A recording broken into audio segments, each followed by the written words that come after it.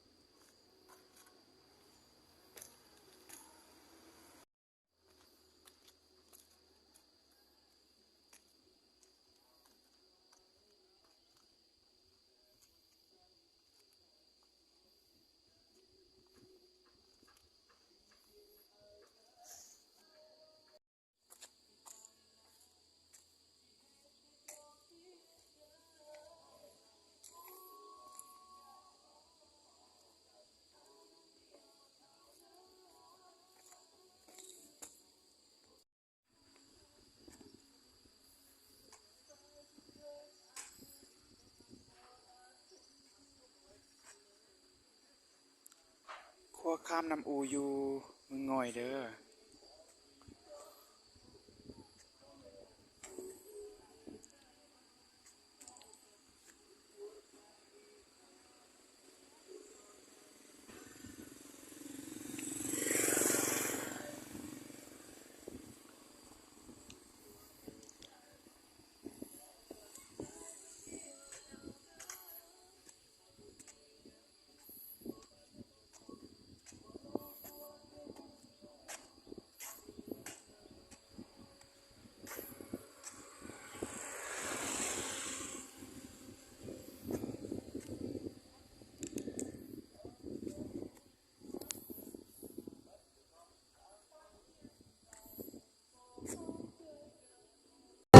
ใน